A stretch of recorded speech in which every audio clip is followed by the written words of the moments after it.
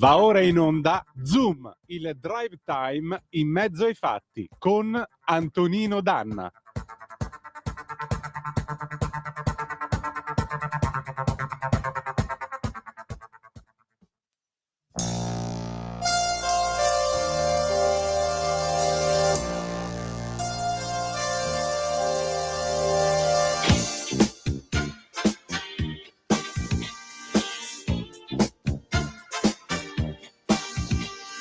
Tentami,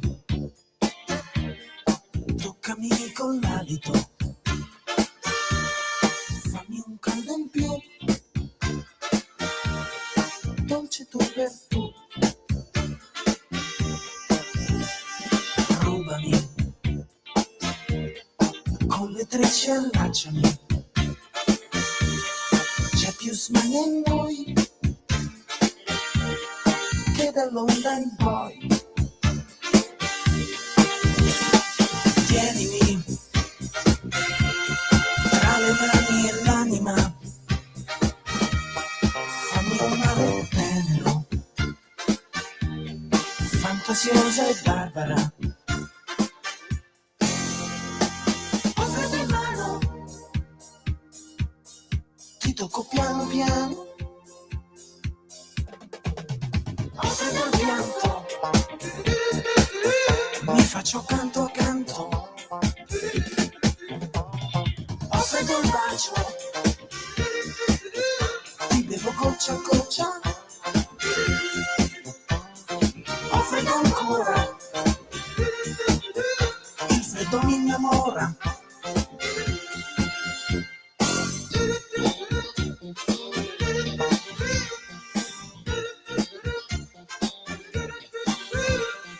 Barbara, rapinosa salimi, scioglilo per noi, nel tuo senso in più. Morbida, diavola che scivola, con un fuoco in più, notte accesa tu. Fondilo, il mio cuore zucchero, rosso come le mandorle, rapinosa, mordilo. Buonasera Antonino, a te la linea. Cara Natalia, grazie a te, buon lavoro. Salutiamo le varie Barbara che ci ascoltano, visto che oggi è Santa Barbara, il 4 di dicembre, patrona dei Vigili del Fuoco e degli Artiglieri. Amiche e amici miei, ma non dall'avventura, buonasera. Siete sulle magiche onde di Radio Libertà. Questo è Zoom, il drive time in mezzo ai fatti. Io sono Antonino Danna e questa è la puntata numero 1093 di oggi, giovedì, appunto 4 di dicembre dell'anno del Signore 2025. Cominciamo la nostra trasmissione. Vi ricordo, date il sangue, in ospedale serve sempre, salverete vite umane, chi salva una vita umana salva il mondo intero. Secondo appello, radiolibertà.net, fesso chi non lo legge, perché vi perdete un bellissimo giornale online dove ci sono i liberamente del nostro direttore responsabile Giovanni Sallusti, gli autodafè di Giulio Cainarca, la rassegna stampa di Semivarin, videopillole e molto altro ancora. Detto ciò, 340-670-9659 per le vostre zappe o WhatsApp che dir vogliansi, oppure 0292947222 quando lo dirò io. E possiamo anche aprirlo adesso il telefono, dai, facciamo una cosa veloce. Allora, bella gente, andiamo a dare nel frattempo un'occhiata ai titoli dell'ANSA, poi avremo il diritto al rovescio. L'ANSA che apre con la signora Mogherini. Mogherini si dimette da rettrice del Collegio d'Europa, la Procura UE al vaglio i verbali, l'esame del materiale raccolto richiederà tempo, Caili, il metodo belga resiste, nessuno è al sicuro. Ancora, via libera alla riforma dell'edilizia, il MIT, nessun intervento sugli abusi del passato. L'incidente in Valtellina, cade un elicottero, un morto, tra i feriti il pilota Maurizio Folini, esperto di missioni in Himalaya. Ancora, Putin, Kiev si ritiri o libereremo il Donbass con la forza. Oggi Umerov vede Witkoff e Kushner. Nel frattempo la BBC apre su questo tema con la notizia che petrolio, difesa e geopolitica, ecco perché Putin è in visita da Modi a Delhi. E già, è andato a farsi 1 o 2 giorni in India e non certo per fare vacanze. Benissimo, adesso però arriva lui, implacabile come sempre, Pierluigi Magnaschi, il direttore di Italia Oggi, con il suo diritto e rovescio. Vai pure, Natalia. Il bilancio dello Stato italiano è stato giustamente impostato dal ministro Giorgetti sul controllo rigoroso dell'aumento del debito pubblico.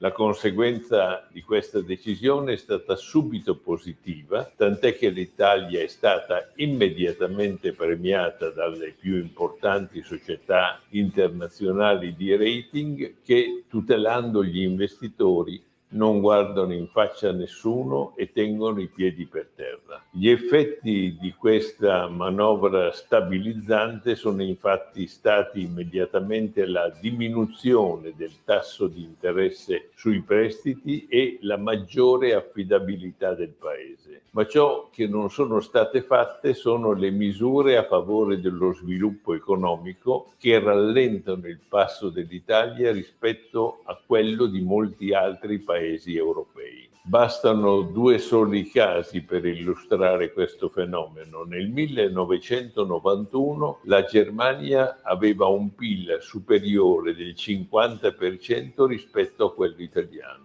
Nel 2023 la differenza era salita dal 50% al 97%, cioè quasi il doppio. Da parte sua, la Francia, che nel 1991 aveva un PIL superiore di solo il 2% rispetto a quello italiano, nel 2024 era salita dal più 2 al più 34%.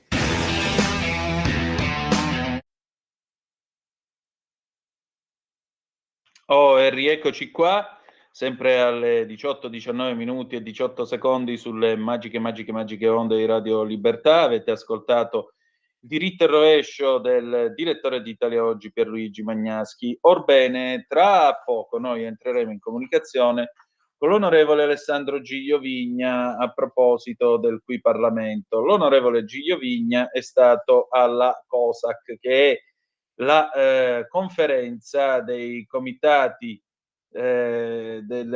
praticamente è la conferenza dei comitati responsabili degli affari europei di tutti i parlamenti europei, di tutti i parlamenti appartenenti all'Unione Europea, e naturalmente è un incontro internazionale a cui l'onorevole Giglio Vigna ha partecipato, precisando insomma che la sicurezza vuol dire anche gestione dei flussi migratori. L'Italia negli ultimi anni ha compiuto un netto salto di qualità, gli sbarchi sono nettamente diminuiti. A novembre del 25 i migranti sbarcati sono stati circa 62.000, dal 1 novembre del 24 al 30 novembre del 25, meno della metà dei dati registrati nello stesso periodo del 23.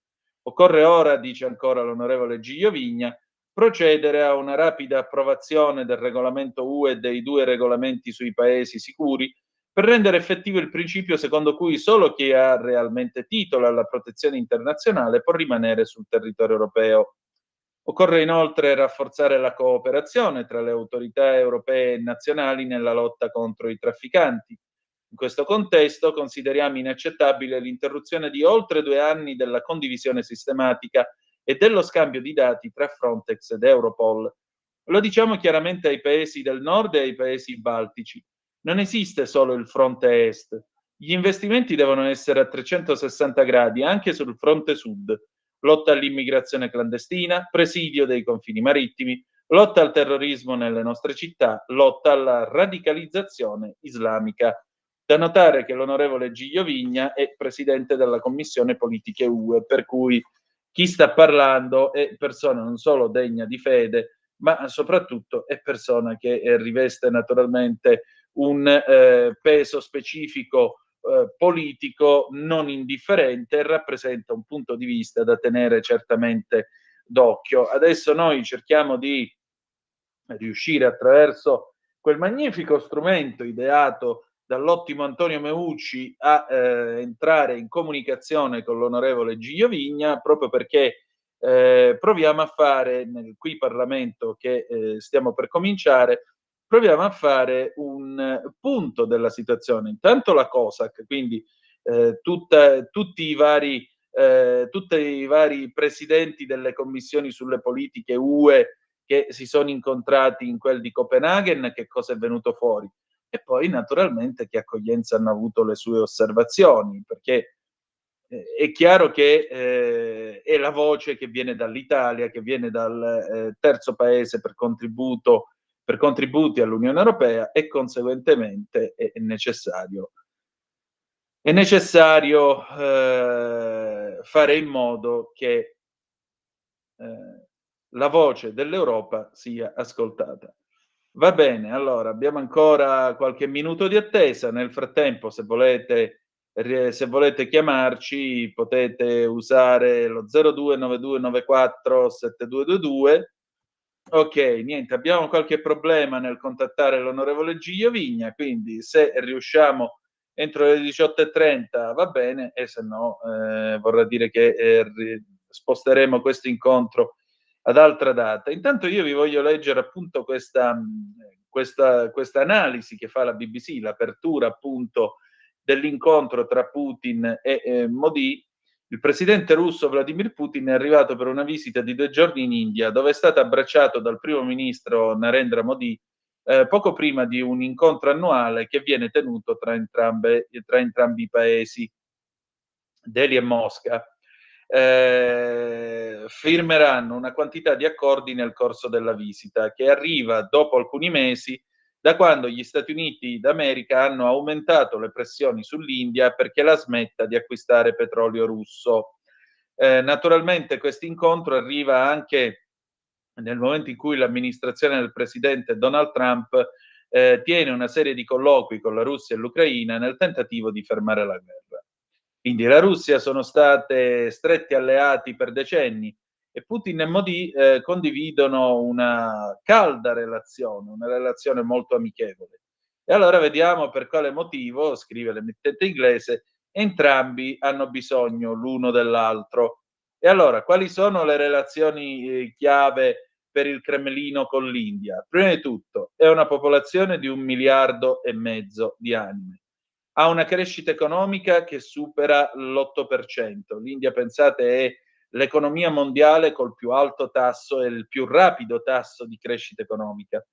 Questo naturalmente diventa un mercato estremamente attraente per i beni russi e per le risorse, specialmente l'olio, il petrolio. L'India è il terzo consumatore mondiale di petrolio greggio e lo compra in grandi quantità anonime, in grandi quantità dalla Russia. Non è sempre stato così, perché prima dell'invasione su larga scala del Cremlino nei confronti dell'Ucraina, solo il 2,5% dell'import petrolifero indiano era petrolio russo. Questo dato è salito al 35% quando l'India si è avvantaggiata dei prezzi scontati del petrolio russo causati appunto dalle sanzioni contro Mosca e l'accesso ristretto da parte della Russia al mercato europeo. L'India era felice, Washington molto meno. All'inizio di quest'anno, dice ancora la BBC, l'amministrazione Trump ha schiaffato una tariffa ulteriore del 25% sui beni indiani, suggerendo che, continuando ad acquistare petrolio dalla Russia, l'India stava semplicemente contribuendo ad alimentare le spese di guerra del Cremlino. Gli ordini di petrolio russo dall'India sono quindi scesi, e il presidente Putin sarà ovviamente molto interessato e molto gentile nei confronti degli indiani per ottenere che Nuova Delhi continui ad acquistare petrolio russo. Per Mosca un'altra priorità è la vendita di armi agli indiani, ed è stato sempre così anche dai tempi dell'Unione Sovietica. poco prima della visita di Putin, ci sono state alcune notizie sul fatto che l'India pianifica di acquistare i cacciabombardieri ultimo grido russi e sistemi di difesa aerea sempre made in Russia. La Russia, che tra l'altro è stata colpita da una carenza appunto di ordini, vede l'India anche e soprattutto da una carenza di operai, vede anche l'India come una fonte molto importante di operai specializzati. E poi c'è naturalmente la geopolitica, perché chiaramente questo permette di attrarre anche l'India nell'orbita sia russa che dei cinesi. Vedremo che cosa verrà fuori da questa 2 giorni.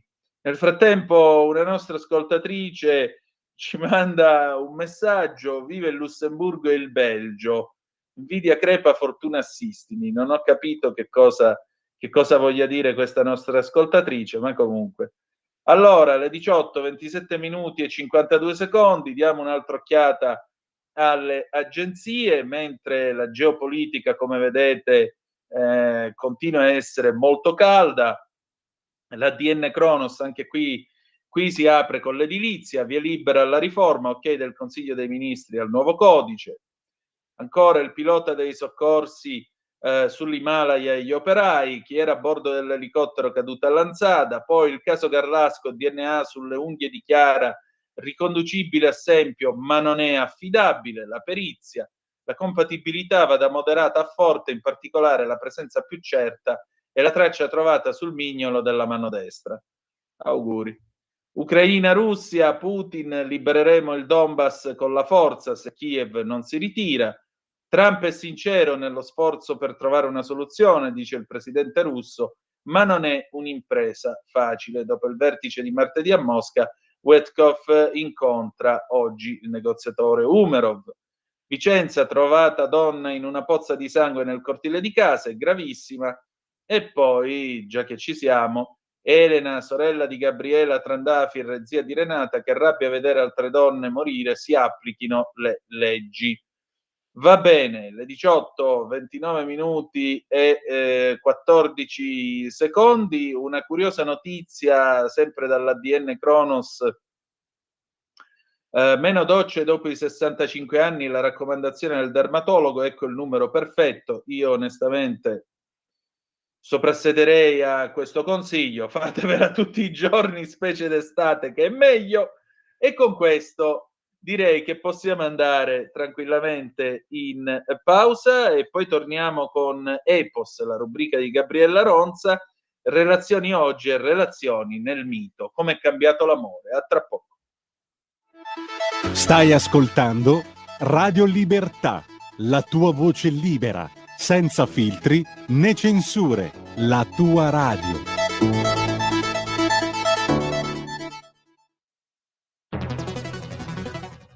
Migliaia di notizie ci raccontano i fatti che accadono in Italia e ogni giorno c'è una voce fuori dal coro. Quotidiano di Sicilia, il quotidiano d'Italia, l'informazione che ribalta i luoghi comuni, una vera visione dei fatti. L'Italia vista da sud. Ogni siciliano che vive in Italia e nel mondo è una risorsa, è protagonista della crescita della nostra nazione. Dai forza alla crescita della nostra isola, abbonandoti al QDS digitale più archivio a soli 99 euro annuo.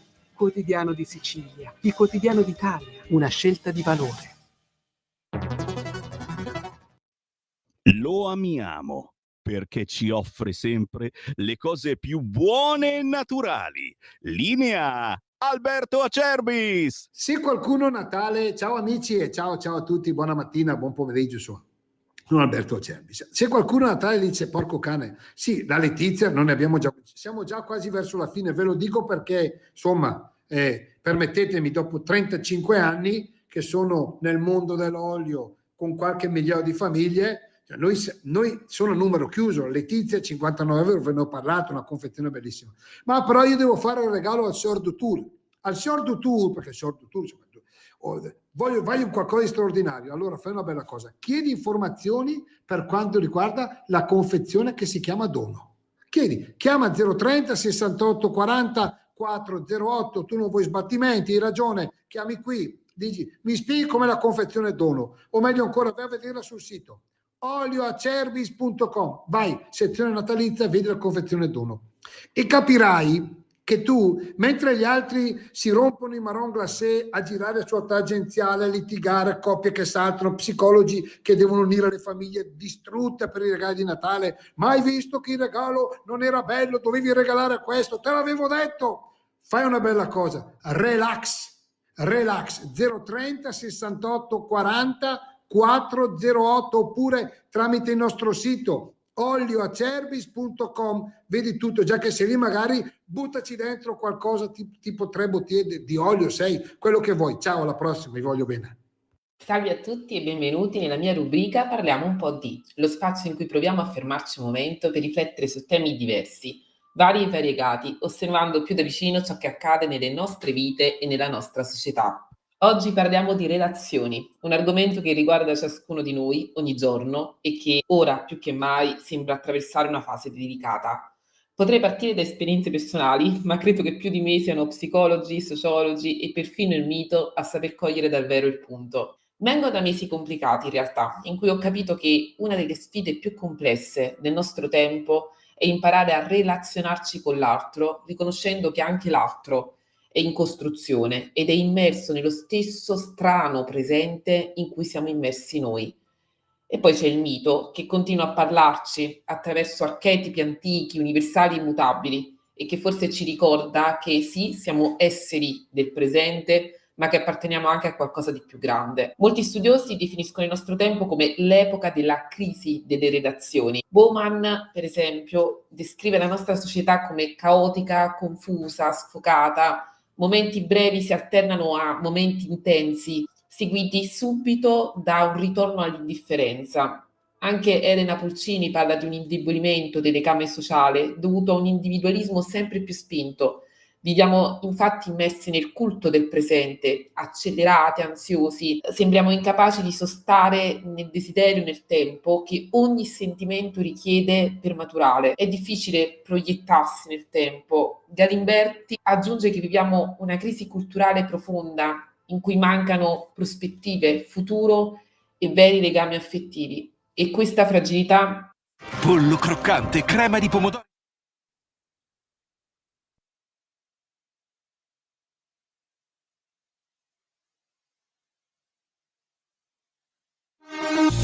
Porta con te ovunque Radio Libertà. Scarica la app per smartphone o tablet dal tuo store o dal sito radiolibertà.net. Cosa aspetti?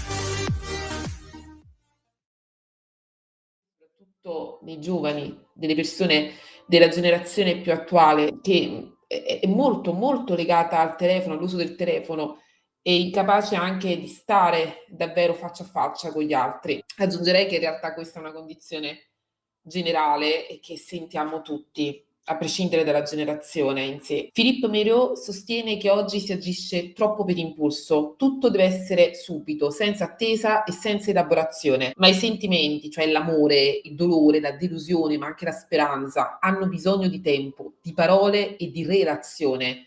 Quando questo tempo manca, quando non si impara a tollerare la frustrazione e i no della vita, si generano forme di impulsività pericolosa che in casi estremi sfocia anche nella vera e propria violenza. Educare le relazioni significa insegnare a stare nei sentimenti, a tollerare l'attesa, a ricostruirsi. Ma cosa intendiamo quando parliamo di crisi delle relazioni? La parola non indica solo un problema, ma una vera e propria soglia di cambiamento. E qui possiamo aprire una finestra di speranza, perché come ci ricordava Aristotele, l'essere umano è per natura un animale sociale, esiste e cresce e si compie solo nella relazione con gli altri. Fin da quando siamo neonati, la nostra sopravvivenza dipende da qualcuno che ci vede, ci accoglie e ci ascolta.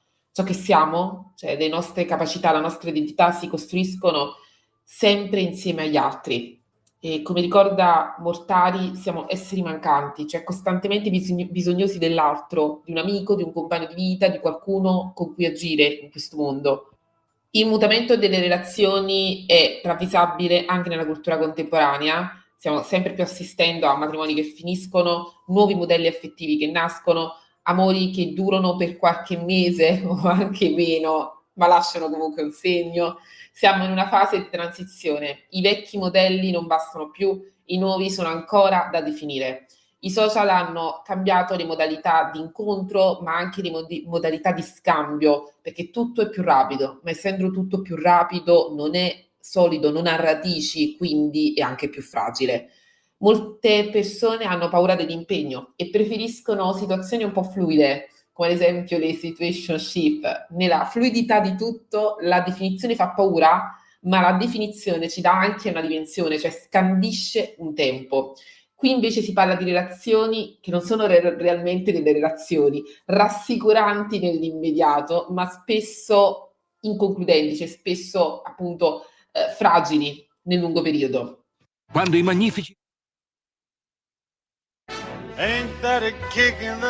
Ascolta i tuoi programmi preferiti, le notizie, la musica che ami e non solo. Con l'app di Radio Libertà puoi interagire con i conduttori, anche quando sei in movimento. Non aspettare, cerca Radio Libertà nello store del tuo smartphone o tablet e scarica l'app gratuitamente. Radio Libertà, tutta la radio con te. Scopri di più su radiolibertà.net. Semplicemente la tua radio. Basta un litigio, basta un no e la relazione, l'interazione si sgretola. La solitudine però rimane lì e resta nell'idea che dobbiamo trovare per forza un altro legame, quindi un'altra possibilità. Quindi cosa possiamo fare? Forse partire da una domanda semplice: che valore diamo alla persona? Educare alle relazioni non significa insegnare solo una comunicazione efficace, delle buone maniere, significa trasmettere che l'altro non è un oggetto sostituibile, non è un'opzione tra mille, non è un profilo da scorrere mentre scrolliamo tutto il resto. L'altro è un mondo, ha un mondo all'interno di cui dobbiamo avere cura come del nostro. E riconoscere il valore della persona è il primo passo per costruire legami veri. C'è questa tendenza continua alla sostituibilità. Basta appunto un messaggio diverso, l'espressione di un bisogno e si finisce nel dire ok, troppo complicato, passo ad altro. Ma la verità è che la solidità si può trovare anche e soprattutto nella condivisione di valori. Quindi non dobbiamo pensare le stesse cose, non dobbiamo avere sempre una relazione pacifica, tra virgolette, ma dobbiamo condividere gli stessi valori. Tra i valori da far emergere in questo periodo, in questo tempo moderno, sicuramente c'è quello della lealtà. Mi impegno a restare leale al me che ha scelto quell'amicizia, quell'amore, quel sogno e lo costruisco, cioè queste relazioni, queste idee sono costruite con pazienza da me, con dedizione e con tempo. Questo vale oggi, ma valeva anche ieri. Nel mito, infatti, la relazione è sempre un luogo di verità e quando non lo è, crea problemi. Pensiamo ad esempio ad Enea, che fugge da Troia portando il padre Anchise sulle spalle e guidando il figlio Ascanio. È un'immagine potentissima del legame familiare come responsabilità, come continuità tra passato, presente e futuro. Quell'idea di costanza nel tempo di cui abbiamo parlato.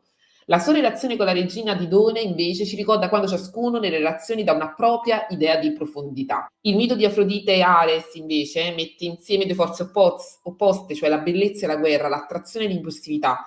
Il loro legame mostra quanto l'amore possa essere sì travolgente ma anche distruttivo, quando manca misura, dialogo e tempo. E il marito tradito, cioè Efesto, rappresenta l'altra faccia, l'ingegno e la dedizione, oltre che un legame definito. Tre figure che ci ricordano le tensioni eterne dell'essere umano, cioè quella tra desiderio, impulso e responsabilità. E poi c'è il mito, ad esempio, di Eco e Narciso, che è molto molto indicativo del nostro tempo.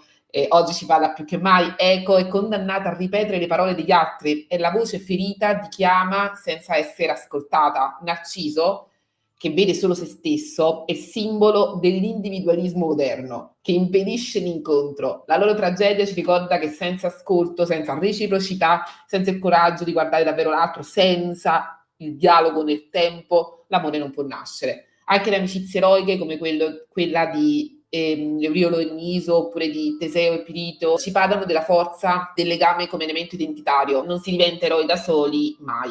Il mito, insomma, ci ricorda che quello che la sociologia oggi denuncia: non possiamo esistere senza relazioni. Le relazioni richiedono educazione, cura, responsabilità, appunto tempo. Non esiste amore, né amicizia, né comunità, né nient'altro senza la scelta di investire nell'altro, senza la pazienza di attraversare insieme i momenti difficili, senza la fiducia che qualcosa può crescere nel tempo.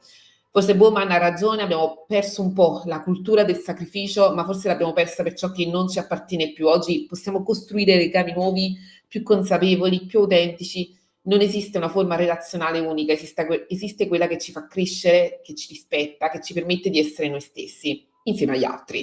Educare alle relazioni significa proprio questo, ridare valore alla persona, riscoprire il dialogo, ritrovare il coraggio della cura.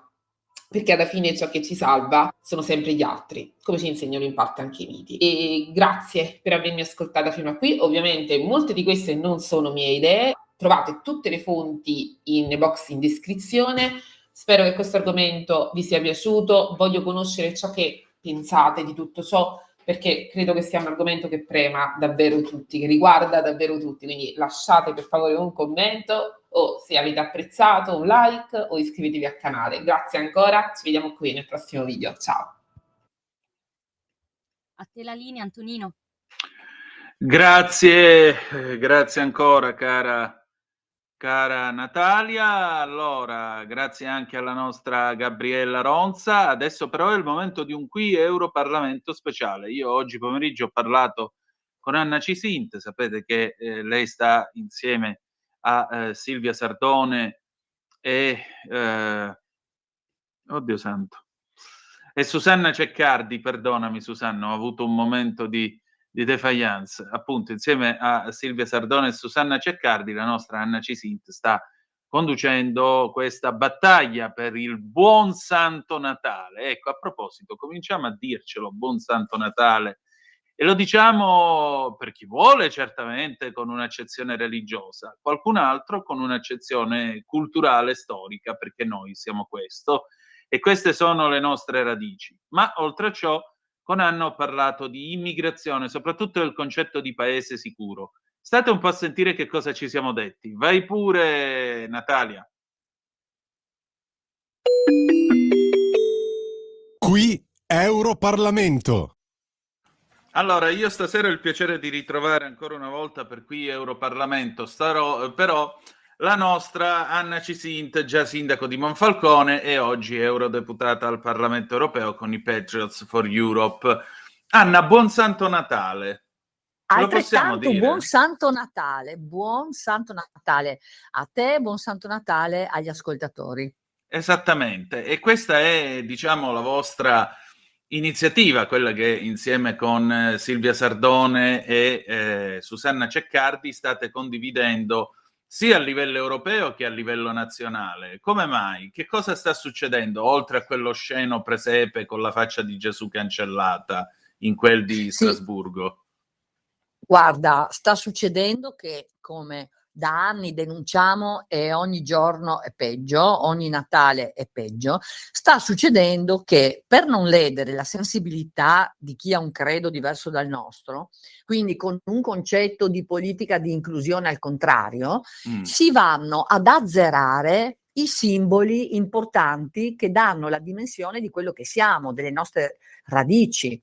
E arriva Natale, il 25 nasce Gesù, e che cosa pensa di fare il comune di Bruxelles? Fa un presepe, spende anche un bel po' di soldi pubblici e annulla i volti di Gesù, Giuseppe, Maria, fa un'operazione di, tra virgolette, spersonalizzazione assoluta. Ma questo non lo fa solamente il municipio di Bruxelles con quel presepe che non è un presepe, lo fanno concettualmente in tanti, perché l'obiettivo che hanno è quello di evitare di farci vivere un momento importante della nostra storia cristiana, cattolica, occidentale, delle radici del nostro paese, perché ci vogliono omologati, ci vogliono tutti uguali e hanno il desiderio quindi di, come dire, far sì che si dimostri una quasi vergogna della nostra storia. Ecco, peccato che un paese che si vergogna della sua storia cessa di essere un paese. È quello che sta accadendo in Europa, ventre molle, l'abbiamo già visto con tutta la questione Islam, e lo continuiamo a vedere sempre di più, in particolare in Francia e in Belgio, ma anche in Italia, e lo stanno portando avanti anche alcune istituzioni. Pensa che c'è un comune in Belgio dove il sindaco sindaco è un sindaco di centrodestra che ha fatto, come ognuno di noi fa, almeno così si spera, e noi con questa attività che a cui hai fatto riferimento lo vogliamo rilanciare. Beh, questo sindaco ha fatto il presepe, c'è stata una manifestazione della sinistra in piazza che come dire, lo ha accusato delle peggiori cose, perché lui all'interno del municipio, cosa che a Monfalcone, se volete venire a vedere, ce ne sono un'ottantina di presepi in mostra, bellissimi. Che Ecco, lui ha meraviglia. fatto una cosa normalissima, è stato noi allora abbiamo detto, guarda, io, la Silvia e la Susanna abbiamo detto, noi lo vogliamo riaffermare questo principio importante, perché la resa culturale totale, la sottomissione, a tutto ciò noi non ci stiamo. E quindi siamo sui muri delle nostre, diciamo, circoscrizioni con una stessa battaglia, con una stessa grafica, dove il tema è noi che suggeriamo di valorizzare il presepe che è un simbolo importante, e chiediamo a tutti di non piegarsi alla paura di offendere qualcuno, che peraltro questo tentativo che stanno perseguendo ha un obiettivo che non verrà mai raggiunto, perché questi non hanno capito che anche facendo così, nel momento in cui ci sarà da scegliere politicamente come schierarsi, gli islamici faranno ciò che hanno fatto a Monfalcone, che stanno facendo a Roma, e vedrai che a breve faranno partire anche a Torino, ovvero un partito proprio. Mamma mia. Questo è proprio vero che la letteratura molto spesso riesce ad anticipare la realtà, perché è quello che succede nel romanzo Sottomissione di Houellebecq. Esattamente, concettualmente è quello. Ma vedi, ci sono ormai delle dimostrazioni fattuali, no? Io sono stata accusata delle peggiori cose e poi devo dirti che la visionaria Fallaci, io l'ho fatto perché l'ho visto, ma lei addirittura l'aveva immaginato, l'aveva visto molto bene. Come Cioè no? la realtà delle cose è poi nei fatti e anche nei report che le intelligence fanno, preoccupandosi in maniera netta di situazioni gravi per il nostro futuro, perché quando si parla di sottomissione, no? Sì. E questa di rinunciare ai propri simboli è una forma di sottomissione. Cioè dire taglio, come ho letto anche ha fatto un sacerdote in Italia, taglio Gesù nel presepe, ma se vuoi fare una roba eclatante, falla in un altro momento, no? Quando si tratta di parlare del Natale, ricordati che invece devi dare la speranza di ciò che sarà. E i report dell'intelligence francese, ma sotto sotto ci sono situazioni identiche, solo meno conclamate in Italia, dicono con chiarezza che noi siamo già all'interno di questo percorso di radicalizzazione e di sottomissione.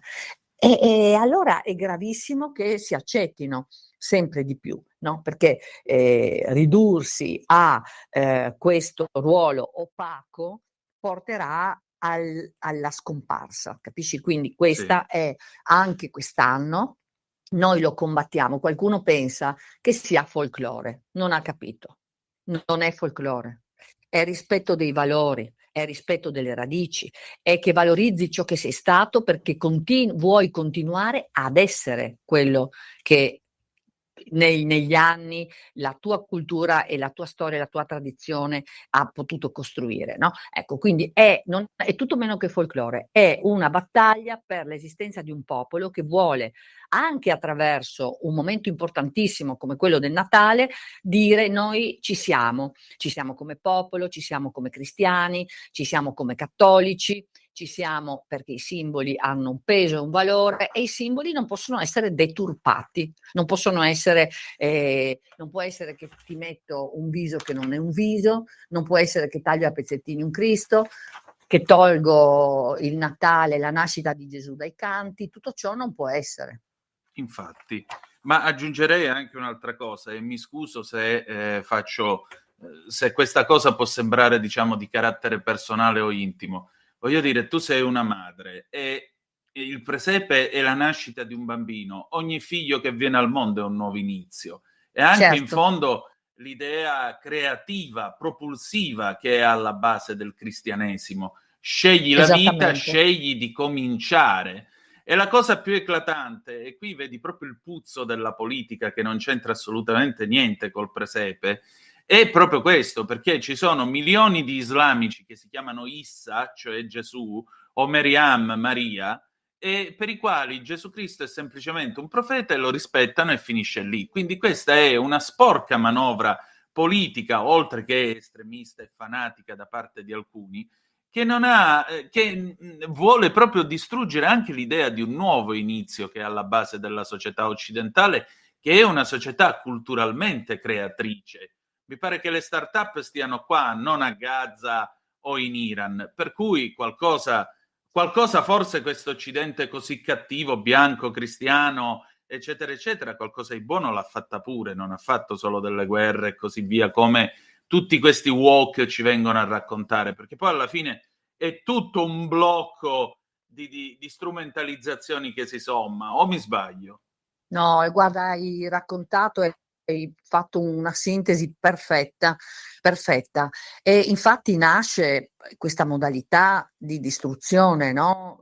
Non solo dell'idea del nuovo inizio che il presepe rappresenta, ma anche del futuro di un popolo, di un Occidente, no? Che è l'obiettivo Sì. che ha l'Islam, come dicevo anche recentemente, che ha neanche troppo velatamente ormai, perché quelli che non fanno politica e sono tecnici, quindi non possono essere tacciati come alcuni di noi di razzismo, xenofobia o islamofobia, beh, dicono attenzione perché la situazione è gravissima, attenzione perché l'Islam vuole governare, conto di pensiero libero, no? Ecco, perché questo è il Sì. pensiero woke, allora va in questo senso, va nel senso che hai bene detto tu, con la paura e quindi con l'esigenza di piegarci alla paura di offendere qualcuno nel tentativo anche politico di seguire per quanto riguarda questa sinistra che veramente ci può portare alla rovina. E quelli che sperano possano diventare elettori, svendono l'Occidente e come hai detto bene tu, colgono anche l'occasione del Natale per comprimere sempre di più ovunque, dalle scuole, per arrivare poi anche alle pubbliche piazze, il concetto della nascita, della speranza, l'idea della nascita di Gesù, perché quello che mi sconvolge anche è che qualche soggetto vicino, diciamo, anche alla Chiesa, appoggi questa modalità, perché te la aspetti da alcuni, ma non te la aspetti da altri, no? Certo. Io chiederei a queste persone, ma Gesù nasce, ma possiamo parlare di lui? Infatti, bella domanda, bella domanda. Anna, oltre a questo, questa settimana tu e Susanna Ceccardi avete lavorato e avete rilasciato una dichiarazione a proposito della questione dei paesi sicuri. Quindi Sì. finalmente questa infinita telenovela che è cominciata alle ultime elezioni con la nascita dell'attuale governo italiano, con il centro in Albania, con la magistratura che ogni volta in cui il governo provava a dire qualcosa, ah no, qua non si può fare, l'Europa non vuole il ricorso, quella, forse questa telenovela è arrivata alla fine. Ce lo puoi spiegare, per favore? Guarda, ieri sera c'è stata una commissione dove io e Susanna, i voti della Lega sono stati essenziali, abbiamo contribuito fattivamente a ottenere un risultato storico, 3 risultati storici. Quello che dicevi tu, perché ci dovrà essere ancora un passaggio, diciamo, formale, ma ormai il voto condiviso di un centrodestra unito, stranissimo ma necessario a livello europeo, dove appunto la Lega con i Patriot è stata decisiva. Ricordiamo che il nostro è un gruppo, è il terzo gruppo in Europa, la Lega sta facendo una gran parte anche di competenze, di comunicazione, e ieri è stato modificato quel provvedimento che noi non avevamo votato anche per queste ragioni nell'aprile del 2024, immigrazione e asilo, perché in realtà questa modifica consentirà intanto di individuare certamente un concetto di paesi terzi sicuri molto più ampio, nel senso, se tu sei arrivato con il barcone e sei passato attraverso la Tunisia, tu non potrai più dire che la Tunisia non è un paese sicuro, perché ci sei passato. Ecco, questo è un elemento molto importante. Sono alcune casistiche molto chiare, molto specificate, che consentono di bloccare il procedimento prima di entrare nel merito, cioè non hai i requisiti per poter entrare. Questo è uno di quelli. Il collegamento poi con ciò che magari sei stato, hai familiari in quel paese, conosci la lingua, anche questo dimostra che quello per te è un paese terzo sicuro. Poi amplia la casistica anche ai paesi con i quali o l'Unione Europea o ciascun Paese membro, l'Italia ad esempio, ha già stipulato degli accordi. Ecco, anche questo fa sì che, anche di altro tipo, anche questo fa sì che il Paese sia definito Paese terzo sicuro. Poi una cosa meravigliosa, perché abbiamo fatto passare, e questo è puramente un emendamento che è partito da noi, Sì. il fatto che nel momento in cui c'è un ricorso, una impugnazione, no? Cosa che in Italia sappiamo bene può durare anche 10 anni prima di avere la risposta, beh, in questo caso anche la presentazione del ricorso non sospende il fatto che tu possa essere allontanato verso il paese terzo. Quindi non aspetterai più qui, non ingolferai più, no, tutto il sistema, perché anche se hai presentato ricorso, nel frattempo vai al paese terzo sicuro. È un cambio di rotta importante. Poi altre due questioni però che voglio dirti veramente essenziali. Una, io ci lavoro proprio personalmente da tempo e credo che finalmente siamo abbastanza vicini alla soluzione, riguarda la rotta balcanica, perché la rotta balcanica che ho frequentato, tra virgolette, assieme a un amico giornalista, sono stata là e ho visto in Bosnia Bihac cosa succede. Beh, certo, si sono ridotti gli arrivi, ma ci sono. Ieri è stata approvata l'accordo per cui in Bosnia Frontex dovrà dispiegare molti più uomini e mezzi, perché è da lì che parte, dalla città di Bihac, per bloccare il passaggio appunto sulle, chiamiamole colline montagne, sono più colline che montagne, che poi portano gli extracomunitari, tutti maschi, tutti islamici, prima a Trieste attraverso la Croazia e la Slovenia e poi destinazioni preferite Trieste, Venezia, Milano. Ecco, quindi una parola molto importante è stata detta su questo, perché l'approvazione di questo accordo fa sì che Frontex faccia da barriera con uomini e mezzi affinché si riducano i passaggi che creano una situazione grave di insicurezza poi nelle città, perché io che appunto frequento molto Trieste e anche Venezia, posso dirti quanto è pesante la presenza giorno e notte di questi clandestini che ovviamente permangono e si sentono tranquilli nel momento in cui arrivano in Italia. Ecco, quindi questa è un'altra misura importante. La terza è quella che riguarda i minori stranieri non accompagnati. E anche qui una modifica molto importante che dice in sintesi: caro minore straniero non accompagnato, posto che io direi, e stiamo spingendo su questo, per dire che sei minore voglio farti i raggi o voglio verificare che tu effettivamente sia un minore, ma questo l'Europa il PPE e la maggioranza non l'ha assolutamente ancora recepito, ma noi non ci fermiamo nella battaglia. Invece è passata una cosa però fondamentale, cioè se tu che sei qui ti comporti, fai delle azioni che sono di minaccia alla sicurezza nazionale o di minaccia all'ordine pubblico, anche tu verrai allontanato verso i paesi terzi sicuri. Un'altra misura anche come deterrente, oltre che come cura, tra virgolette, molto importante. Ecco, un grande successo ieri, avremmo voluto fare ancora di più perché le nostre proposte erano ancora maggiori. E abbiamo combattuto ad esempio perché l'elenco dei paesi terzi sia di possibilità, di possibile identificazione diciamo nazionale, ciascuno per la propria parte. Per il momento sono quelli definiti come elenco, sono 7. Tra l'altro ti dirò che dentro c'è il Bangladesh, perché uno dei principi che veniva contestato dalla magistratura era sì, ma non in tutto il Bangladesh c'è tranquillità. Ho capito, ma il principio che abbiamo fatto passare è basta che una parte del Bangladesh sia tranquilla, cioè si possa definire paese terzo sicuro anche se in quota parte questo lo è, anche perché se vieni in Italia nello stesso momento puoi andare anche nella quota parte sicura del Bangladesh, no? Ecco, quindi misure veramente molto molto importanti e stiamo lavorando affinché tutto ciò sia, possa partire entro maggio-giugno 2026. Molto bene.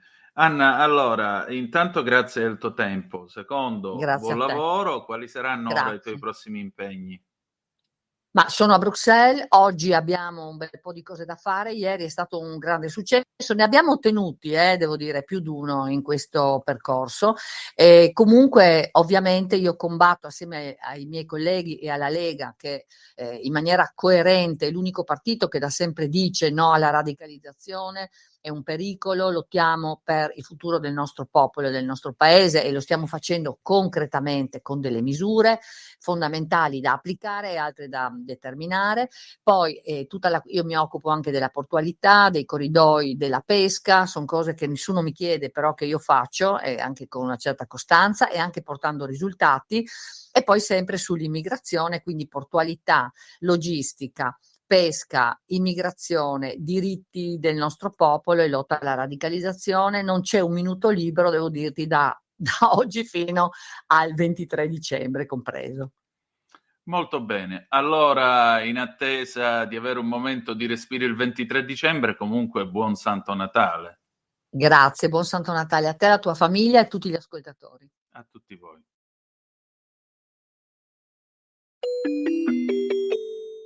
Qui Europarlamento. Sempre più liberi con La tua radio è il nuovo sito che mette in prima pagina opinioni, firme, notizie, uno sguardo nuovo e originale sui fatti che ci circondano. Il nuovo quotidiano online. Semplicemente radiolibertà.net.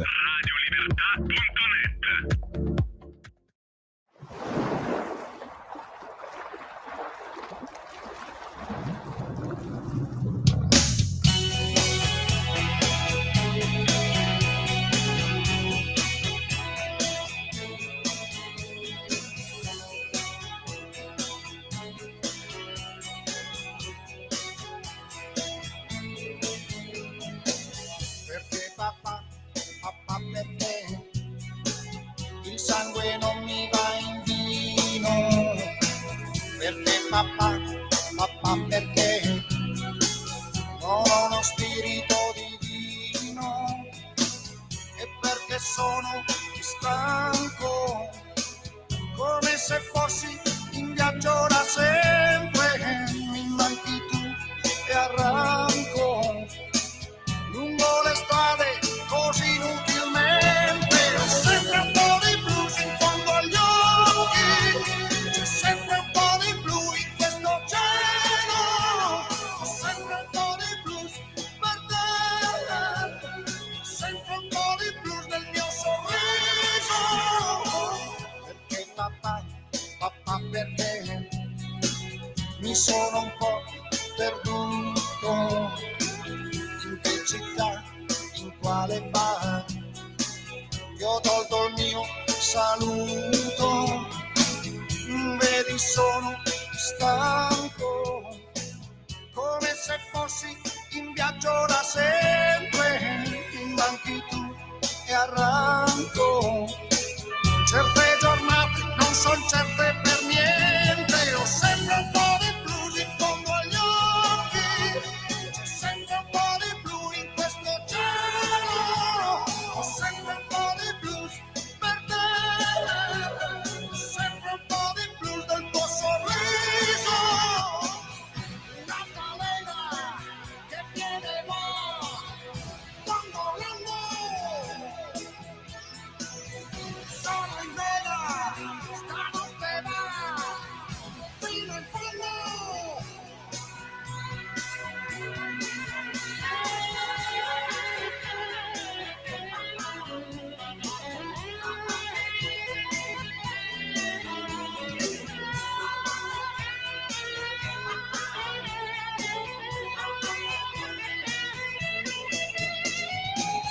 Una balena che viene e va, controllando.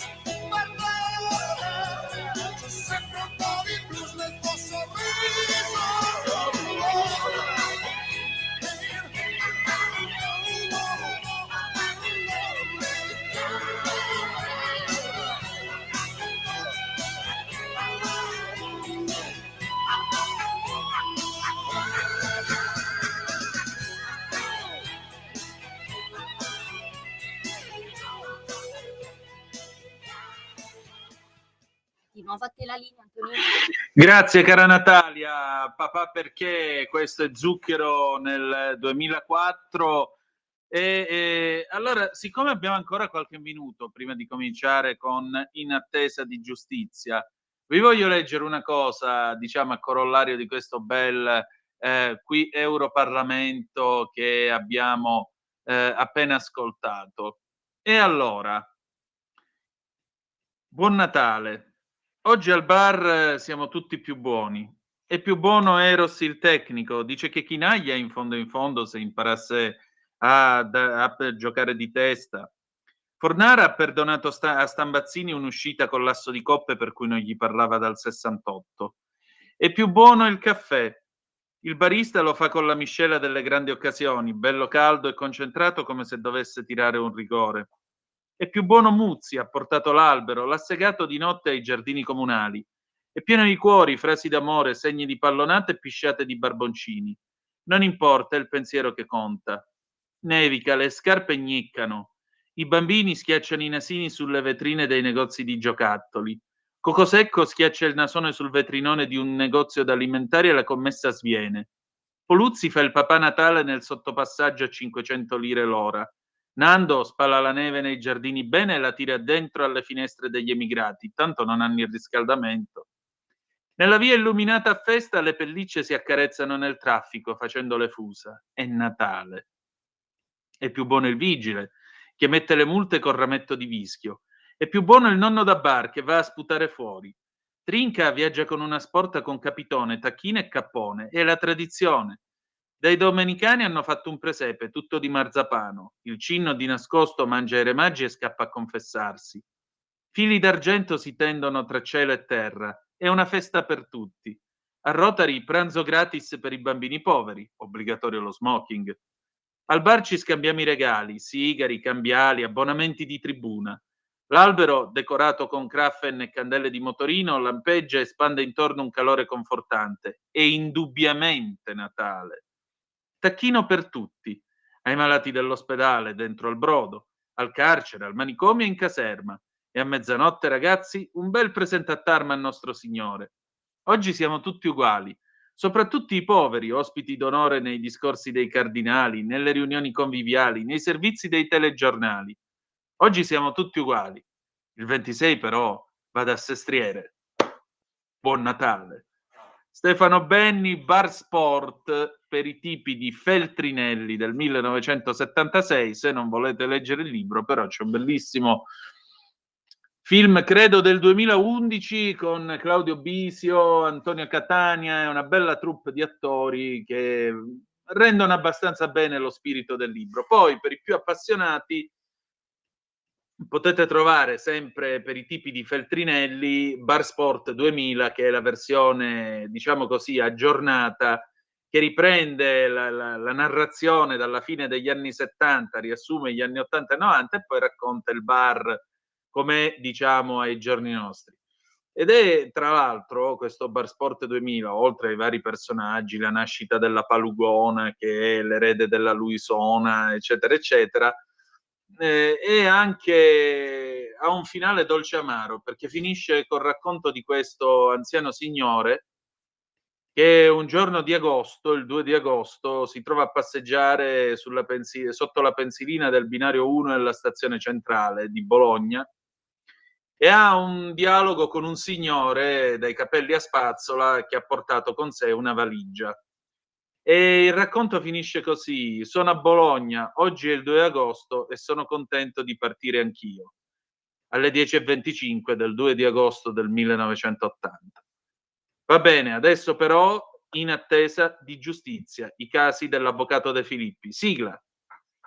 Va ora in onda In attesa di giustizia, casi irrisolti a cura dell'avvocato Claudio De Filippi. Una vita da mediano, lavorando come un reali. Anni di fatiche, botte, vinci, casomai mondiali.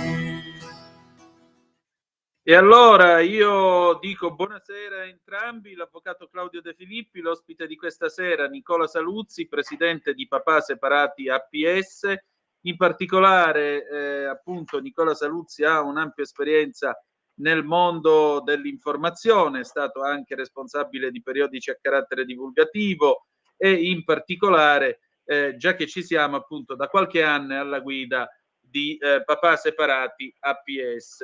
E allora, buonasera a entrambi. Salve buonasera a tutti, grazie Claudio De Filippi. Volevo però precisare prima di tutto che sono il vicepresidente e non il presidente. Benissimo, allora meglio ancora. Vicepresidente, grazie. Prego. Grazie a voi. Allora, carissimo, allora vicepresidente, abbiamo già avuto noi il presidente in trasmissione, presidente Emanuele, se non vado errato, è venuto 2 o 3 volte, come già ti avevo detto.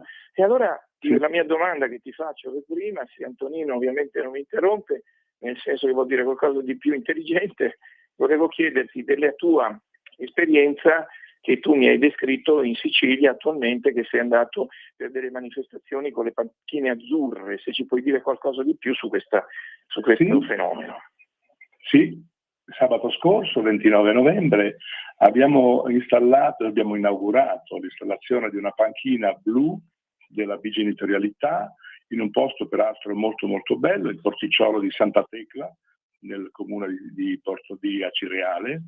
È un posto bellissimo, guarda il mare, quindi il blu della panchina si confonde spesso con il blu e le sue nuance del mare, quindi anche, come dire, un posto poetico. Il nostro amico Salvatore, referente del locale dell'associazione, ha fatto di tutto per fare sì che il comune si occupasse di questo, che desse l'autorizzazione a fare questa iniziativa, e devo dire che è molto riuscita, perché quello che io ho avvertito come sensazione veramente molto umana è la semplicità con cui queste persone, devo dire una buona quantità di presenze, nonostante non siano, come dire, molto informate in quella zona, mi trovo in un altro posto della regione adesso. Le presenze erano gente comune, a parte le autorità, eccetera, eccetera, che mi hanno detto, anzi hanno detto pubblicamente, è la prima volta che sentiamo parlare di bigenitorialità, che non sapevamo neanche cosa fosse questa cosa, quindi nessuno si era chiesto perché ci fosse bisogno non solo della panchina per dare stimolo alla riflessione su questo tema così delicato, ma molto attuale, ma addirittura non sapere come interpretare il fatto di bigenitorialità. Bene, è stato molto interessante ovviamente l'intervento del nostro amico Salvatore, che ha parlato della sua esperienza personale, che lo ha convinto e l'ha portato a fare questa iniziativa. È stato interessante il vice sindaco, che ha parlato in modo molto, molto poco tecnico e molto umano, ma ancora più interessante secondo me è stato il parroco, che mi aspettavo che facesse, come sempre dopo la benedizione, un breve discorso di rito, se vuoi, ma comunque con carattere religioso, insomma.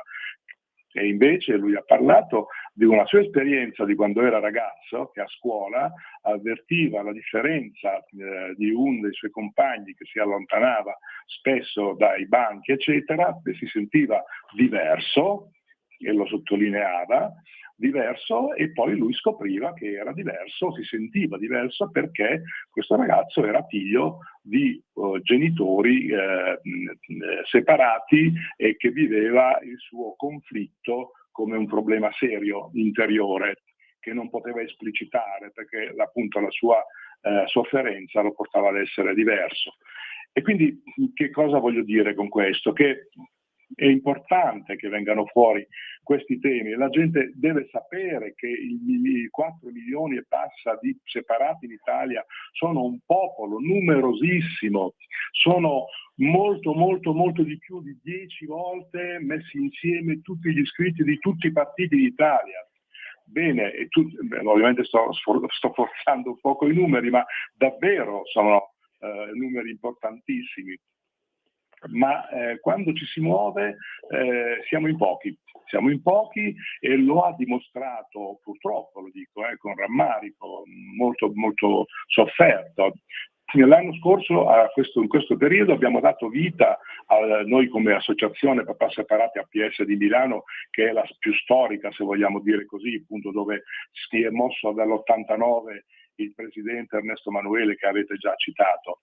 Bene, questa associazione è stata capofila di un gruppo di altre realtà associative che ha dato corpo ad un comitato creato appositamente per fare presentare, per dare vita ad una proposta di legge di iniziativa popolare che avesse appunto intanto l'intenzione di portare in evidenza alla ribalta tutta una serie di problematiche che anche durante le separazioni, durante i dibattimenti giudiziari eccetera non vengono fuori, se non appunto con alcune particolari attenzioni da parte dei legali quando sono molto sensibili, altrimenti passano come una delle tante cose che fa diciamo non giustizia ma ingiustizia.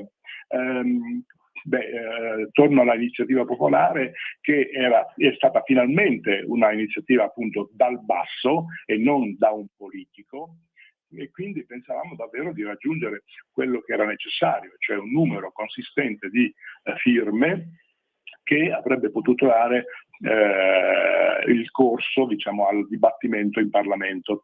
Così non è stato, perché nonostante il numero enorme di separati, quando abbiamo fatto, è vero, una campagna magari un po' scarsa perché non siamo né abbiamo le finanze né abbiamo l'esperienza per fare una giusta campagna efficace per raggiungere tutti, però comunque nel nostro piccolo abbiamo realizzato anche degli spot, insomma un minimo di iniziative l'abbiamo fatto per ogni regione e abbiamo raggiunto un numero inferiore a 7.000, rispetto ai 50.000 non sono nulla.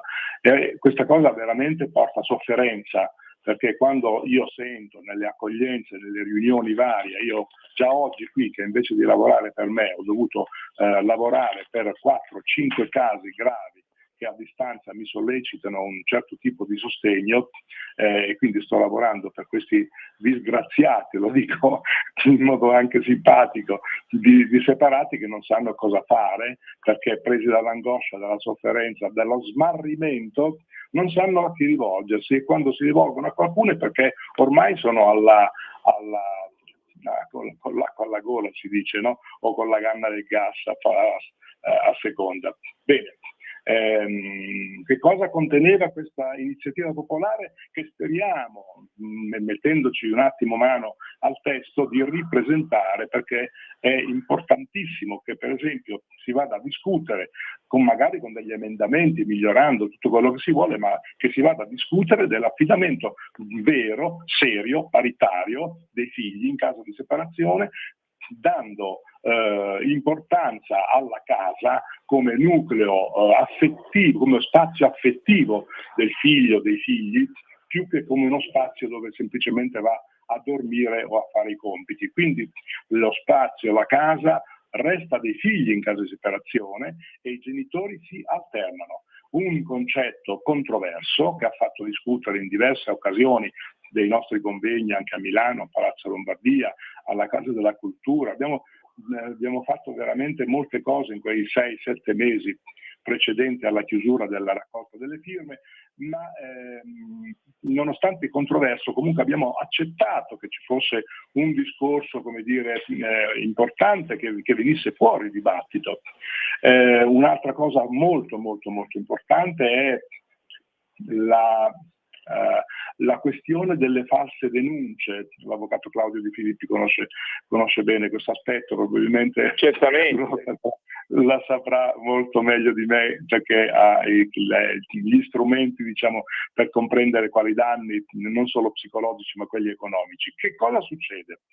La donna, se denuncia un uomo, intanto a seconda se è maltrattamento o è qualcosa di molto più grave come una violenza sessuale o addirittura quando questo diventa una denuncia di maltrattamento verso il figlio, evidentemente il padre viene immediatamente allontanato dalla casa, quindi perde la casa e in quel modo perde anche il suo ruolo genitoriale, perché ora che si va da processo passano un sacco di anni, stavo dicendo, comunque molto tempo, spende molti soldi, probabilmente diventa povero se già non lo era, e il figlio quando è molto piccolo, se tu non lo vedi o non lo puoi vedere se non in certe condizioni molto molto rigide per 3 o 4 anni, vuol dire che hai perso la tua capacità del ruolo genitoriale, quindi è facile che ci sia successivamente un rifiuto e quindi tutto un percorso dopo per riavvicinare il figlio al padre. Ma tutto questo non sarebbe niente di così clamoroso se non fosse che il 90% delle denunce di questo genere risultano false. Bene, allora il padre viene allontanato, vessato, umiliato, eccetera, eccetera, perde il suo ruolo genitoriale. La donna, quando il giudice dice il fatto non sussiste, che cosa le viene dato? Le viene dato una sanzione? No. Le viene dato un rimprovero? No. Le viene dato, non so, un provvedimento qualsiasi che abbia a che fare con un minimo di punizione? No. A lei viene giustificato tutto, perché poteva essere un momento così. Allora, dico così puntini puntini ovviamente, perché poi ci sarebbe da discutere se psicologico, psichiatrico e quant'altro, o addirittura molto più grave, volutamente per ricattare il padre usando il figlio come arma per ottenere benefici molto spesso economici. Bene, a questo punto ci sarebbe molte altre cose. Noi abbiamo inserito che quando c'è una falsa denuncia e viene ovviamente acclarato, quindi viene chiuso il caso con il fatto non sussiste, abbiamo deciso che ci sarebbe necessario una sanzione o addirittura una punizione fino a 3 anni di carcere quando questo fatto è ancora più grave. Beh, qui ovviamente ognuno può dire la sua, si può discutere se sì, se no, e che cosa fare di diverso, ma noi speravamo che con questo finalmente si venisse come dire, in prima pagina no, alla ribalta un fatto che viene spesso taciuto. Qualche volta si avverte tra le righe di un articolo di giornale che è un fatto che può succedere, ma non è così grave perché in fondo la donna è giustificata.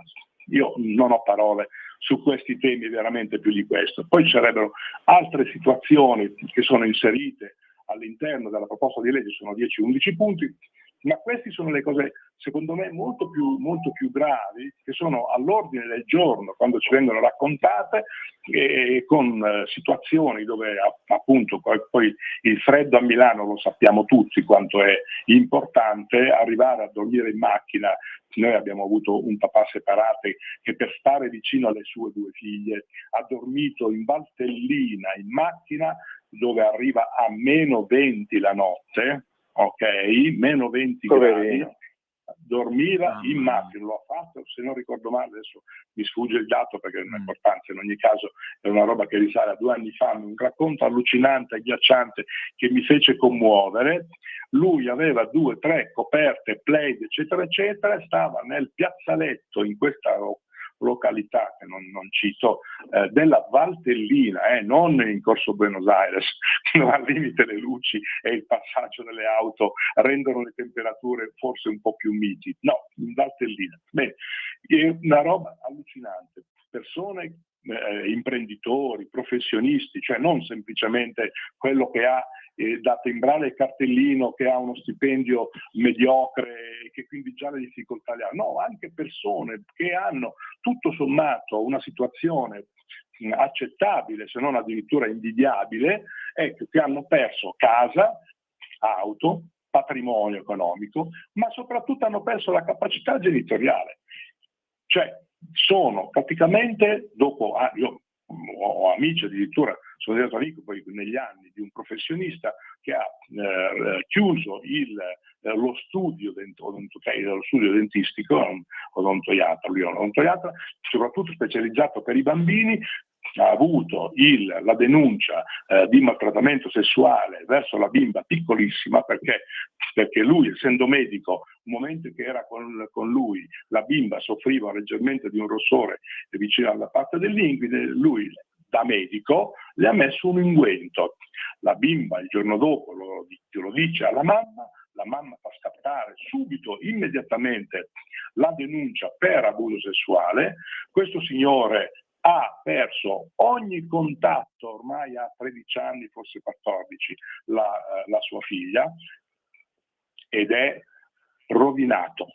Non ha lo studio, doveva pagare il leasing, senza il padre, senza l'aiuto del fratello, lui non avrebbe più nulla. Un uomo di 50 anni buttato sul lastrico, un professionista, perché? Perché in una zona, peraltro non in città, ma in una piccola cittadina dell'area milanese, tutti sapevano che lui era il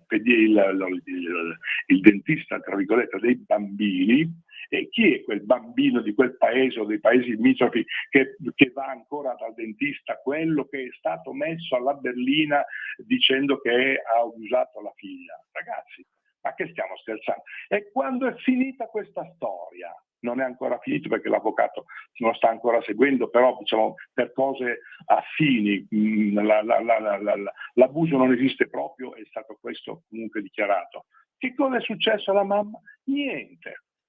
Niente, assolutamente nulla. E non vi fa rabbia? E non vi viene la voglia di andare davanti a un tribunale e dire: ma porci che siete, politici, che non fate assolutamente nulla?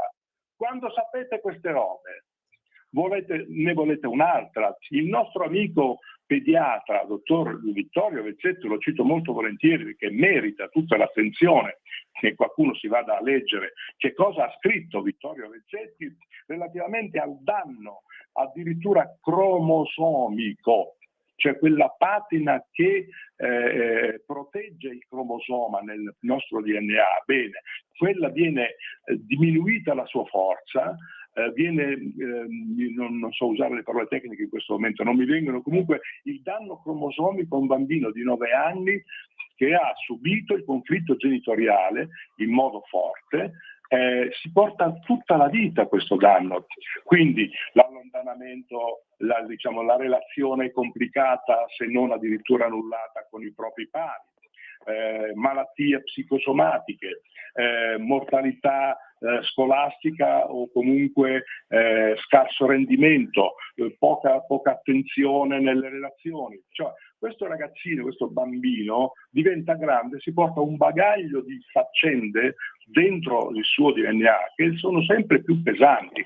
Hai voglia tu ad avere un percorso psicologico, psicoterapeutico tutta la vita a questo punto, no? Quindi c'è bisogno di rivedere un po' questa situazione, perché quando sentiamo, scusate, poi senza arrivare al bullismo, perché quando poi uno ha la sofferenza dentro e viene, come dire, essere additato o comunque soffre di una relazione complicata con i suoi pari, il bambino, la bambina, è molto facile che se non tenta il suicidio, come in qualche caso è successo, comunque soffre al punto da diventare o bullizzato o lui stesso agisce da bullo. Quindi io potrei andare ancora avanti, ma forse mi sto stancando. Volevo chiederti, caro, se mi permetti, se è un fiume in piena, ma hai ragione, capiamo la rabbia e tutto quanto. Ma se ti chiedo cosa ne pensi, faccio un volo pindarico, del sistema che vogliono inserire, la nuova legge che è promessa dall'Europa della violenza sessuale, che non è stata ancora approvata. Non è passata e spero, anzi credo che non passerà, perché è veramente una roba abnorme da rifiutare tout court. E comunque cosa si può dire rispetto a questo?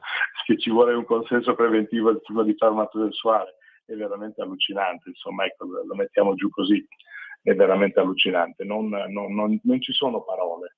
Comunque non credo che qualunque persona, anche che non abbia preparazione, che non voglia capire la delicatezza di questo tema, non abbia un briciolo di buonsenso per dire che è assurdo. Avvocato, proviamo a trarre... Tu hai parlato praticamente di una sorta di mostrificazione del maschio. Questa mostrificazione ritieni che ci venga anche dall'Europa con le sue direttive, per esempio la direttiva sulle donne vittime di violenza, sulla violenza di genere, o è l'applicazione del legislatore che lascia desiderare perché compiace troppo il sistema europeo e il diritto eurounitario? Risponde l'avvocato? No, la domanda è per lei. L'Europa docet oppure Italia potrebbe mitigare questa eccessiva vedere esclusivamente la vittima, la donna, con delle leggi che ovviamente possano punire anche le donne che compiono reati, come hai detto tu, e quindi essere più equilibrate. Ma mi permetto di dire io due cose. Ho letto sul Corriere di 2 settimane fa, probabilmente, un'intervista a proposito del 25 novembre, ecco, sulla giornata internazionale contro la violenza alle donne. Il Tribunale di Milano ha un presidente che si chiama, se non ricordo male, Roia, potrei sbagliarmi in questo momento. Comunque il presidente del Tribunale di Milano è un personaggio comunque ovviamente autorevole in questo senso. Nell'intervista dichiara tranquillamente che se esiste sicuramente esiste il fatto che un uomo possa subire violenza da parte della donna, ma è 1 su 100, su 1000, su forse tanto di più, e quindi non è rilevante, e certamente non ci mettiamo quasi a ridere, insomma. Ecco, il tono dell'intervista, della soluzione in questo senso era di questo tipo, di questo tenore, e credo che sia un po' preoccupante, perché non ci può essere, anche fosse solo uno. Io posso garantire che nella mia esperienza ho raccolto centinaia di casi di uomini anche ben messi dal punto di vista fisico, maltrattati, col mattarello, col coltello, proprio picchiati, violentati, oltre che le ingiurie, le violenze verbali, eccetera, eccetera. Quindi ovviamente l'uomo molto spesso non solo non reagisce, ma non denuncia, non vuole saperne. Perché? Perché queste cose accadono davanti ai bimbi piccoli e evidentemente per l'amore verso il figlio e poi anche perché insomma è consapevole della sua forza fisica. Sto accennando in questo momento, pensando a uno dei nostri associati che è alto 2 metri, che era campione europeo di una branca di arti marziali, che è evidentemente consapevolissimo del fatto che una sua spinta poteva succedere con qualcosa di molto grave alla sua donna. La sua donna per mesi e mesi lo picchiava e andava addirittura al pronto soccorso dopo essersi lesionata col coltellino vicino al braccio per dire che l'aveva picchiata, ed ecco, questa era una delle... Poi si picchiava proprio con i lividi, eccetera, eccetera. Si è salvato questo signore, questo ragazzo, padre di 2 gemellini meravigliosi, si è salvato perché dopo mesi e mesi ha finalmente avuto la forza di andare a denunciare e in più che naturalmente lo ridicolizzano un uomo quando va a denunciare una cosa del genere, soprattutto quando uno ha 2 metri di altezza e un corpo robusto. Il fatto è che è chiusa questa storia in questa maniera. Lei, tra le tante denunce, va una notte a fare un'ennesima denuncia ai carabinieri, e in quel momento, prima si è stata refertata dal pronto soccorso, in quel momento però lui ha dimostrato che era di turno, con tanto di cartellino e con 4-5 colleghi in quella fascia oraria di quel giorno. Ora, senza di questo sarebbe ancora lì a non so che cosa poter fare, perché vai a denunciare tua moglie, ma non esiste, nessun giudice ti prende in considerazione, e prima ancora del giudice neanche il carabiniere che ti deve prendere la denuncia. Perché dico questo? Perché la magistratura non ha una formazione adeguata, oltre che un discorso di allineamento, di appiattimento su una cultura che purtroppo, è stata trasversale e a livello delle femministe, che hanno raggiunto, buon per loro per alcuni aspetti, un certo grado di sicurezza nel fare le cose, perché comunque l'emancipazione femminile è una cosa secondo me dovuta e giustissima, ma da qui ad avere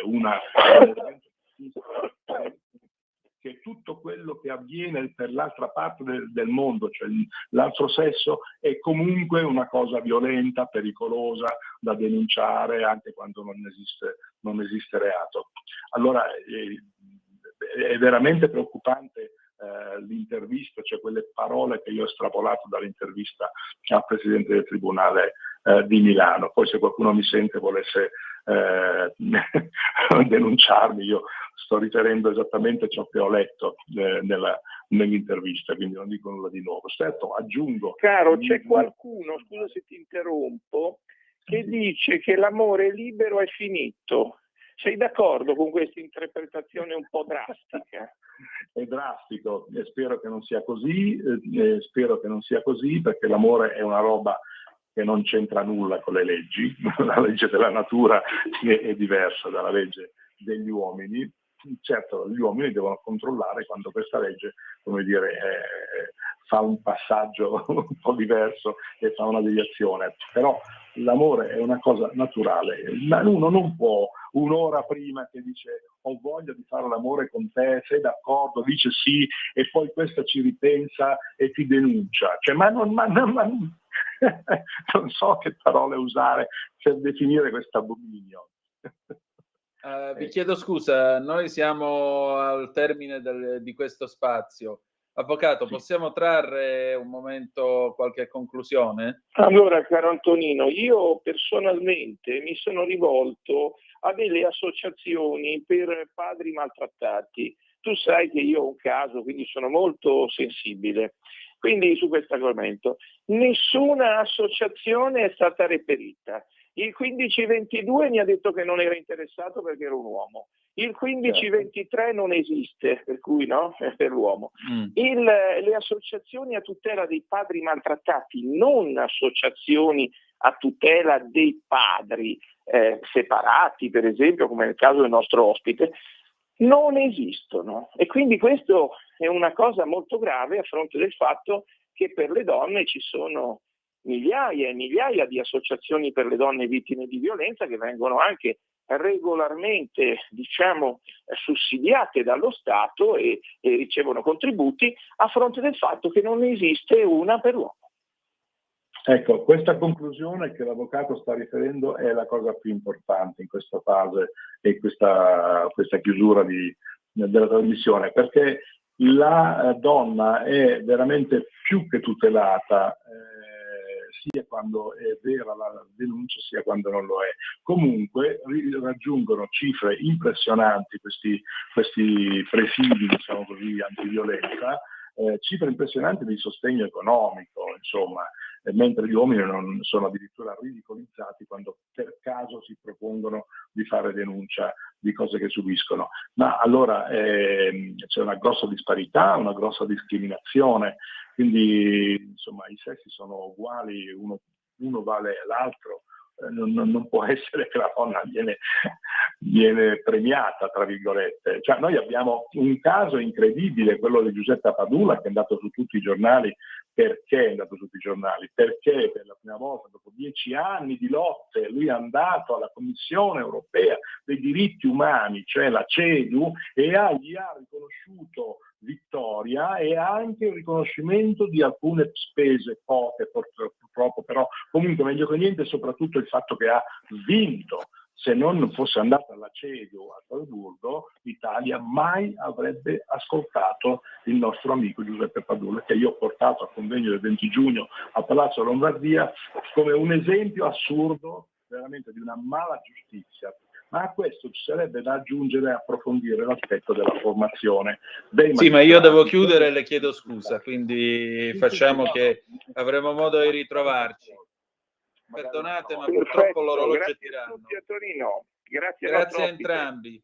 Grazie ancora. Ringrazio voi per l'ascolto e per la disponibilità. Alla prossima. Prego. La nostra associazione va separati milano.it, questo è il sito dove potete trovare tutti gli aggiornamenti e le iniziative e magari mettersi in contatto. papasepaраtimilano.it. Grazie a tutti. Grazie a lei e buona serata. Allora, noi adesso cerchiamo di metterci in contatto con l'onorevole Giglio Vigna, anche perché siamo negli ultimi minuti della trasmissione. Vediamo se riusciamo a fare un breve qui Parlamento questa sera, ma temo che non ce la faremo. Per quanto mi riguarda, io comunque continuo a sostenere la difesa delle donne contro la violenza degli uomini, questo perché sia chiaro. Allora, Natalia, riusciamo ad avere con noi l'onorevole Gio Vigna o per questa sera mi sa che non ce l'abbiamo proprio fatta? Vediamo un momentino perché ahimè questo è il bello della diretta, tra l'altro. Ah, ecco, è al telefono e allora aspettiamo allora un attimo, perfetto, non c'è problema. Stasera siamo un po' tra viaggi e intemperie, però dovremmo arrivare a portare a casa questo qui Parlamento. Vi dicevo alle 18:20 appunto della COSAC, questo evento a Copenaghen, vediamo un momento se possiamo farcela, ma sono già le 19:43, quindi credo che tra non molto dovremo chiudere la trasmissione, per cui facciamo che... Vediamo un po', perfetto, sigla. Qui Parlamento. Onorevole Gio Vigna, buonasera. Abbiamo pochi minuti, ma è un piacere trovarla. Buonasera a voi di Radio Libertà, buonasera ai vostri radioascoltatori, eccoci. Allora, la COSAC di Copenaghen, io ho dato prima ai nostri ascoltatori i dati sulla discesa degli sbarchi nel nostro paese, sulla discesa anche del numero di migranti, ma giustamente lei diceva ai suoi colleghi, ragazzi, va bene il fianco est, ma il fianco sud dell'Europa chi è che se ne occupa? Che risposte ha avuto? Esatto, noi siamo passati a dirlo direttamente nelle riunioni internazionali, perché non basta dirlo solo più nelle aule parlamentari, nelle commissioni, nei comizi, sotto i gazebo, dobbiamo andare direttamente in Europa a dirlo, e questo è anche il compito di noi parlamentari nazionali eletti, insomma, Camera dei Deputati, Senato della Repubblica, che abbiamo questi incarichi, Unione Europea, esteri, difesa. E quindi alla COSAC, che per chi non lo sapesse è una riunione interparlamentare internazionale in cui si riuniscono diversi esponenti dei parlamenti di tutta Europa, l'abbiamo detto chiaro e tondo, abbiamo detto ai rappresentanti dei paesi baltici, rappresentanti insomma dell'est Europa, della Polonia, della Romania, va bene, voi siete preoccupati dal cosiddetto fronte est, siete preoccupati dalla Russia, siete preoccupati da Putin, ma guardate che noi che abbiamo le coste che danno sul Mar Mediterraneo siamo forse più preoccupati ancora dal fronte sud. Fronte sud che cosa significa? Immigrazione clandestina, significa cellule terroristiche che entrano nel nostro paese, nei nostri paesi, perché non è solo un problema italiano, è un problema d'Italia, di Spagna, anche della Francia in realtà, della Grecia, di Cipro, insomma di tutti quei paesi che danno sul Mediterraneo. E allora loro chiedono finanziamenti per proteggersi dalla Russia, e va bene, noi chiediamo finanziamenti per proteggerci dagli sbarchi, dall'ingresso di clandestini, che è clandestino comunque, ricordiamo, è criminale, a prescindere, perché stai andando contro una legge del mio paese, perché entri nel mio paese in modo illegale, e quindi voi chiedete finanziamenti, volete un Defense Europe o Rearm Europe per proteggervi sul fronte est, e noi chiediamo finanziamenti, chiediamo soldi all'Europa per proteggerci sul fronte sud, perché riteniamo che l'immigrazione clandestina sia altrettanto pericolosa. E poi agli amici dei paesi baltici e dell'est Europa abbiamo anche detto, sapete che noi riteniamo ancora più probabile un possibile attentato in una delle nostre capitali europee. Per attentato intendiamo un attentato di tipo islamista, ovviamente, piuttosto che le truppe di Putin marcino su Varsavia, su Tallinn, su Varsavia, su Tallinn o su un'altra delle capitali delle capitali baltiche, e questo ci sembra una cosa di buon senso. Lo chiedo ai radioascoltatori della nostra radio: è più possibile che la Armata Rossa, tra virgolette, marci su Varsavia, oppure che ci sia un attentato ad un mercatino di Natale in una delle capitali d'Europa o in una metropolitana o un altro Bataclan? La risposta è quasi scontata, e quindi i soldi dateceli a noi per proteggere il Mediterraneo. E mi sembra abbastanza chiaro. Un'ultima cosa, onorevole, quali saranno i suoi prossimi impegni?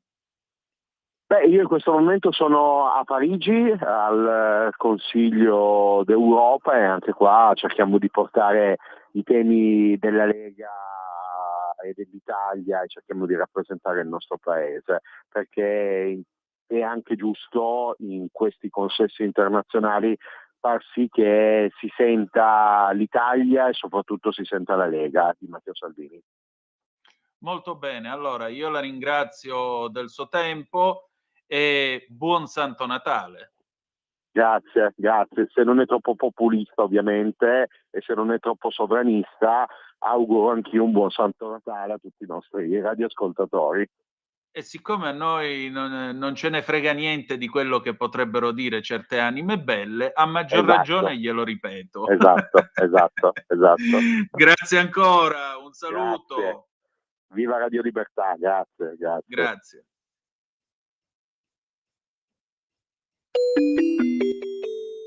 Qui Parlamento. Bella gente, noi abbiamo finito per questa sera. Appuntamento domani alle 17:30 con Lorenzo Viviani per Chilometro Zoom. Grazie per essere stati con noi. Adesso Mango nella mia città del 1990, elegantissimo pezzo di un elegantissimo cantautore. E che dire di più? Che malgrado tutto, the best is yet to come, il meglio deve ancora venire. Vi ha parlato Antonino Danna. Buonasera.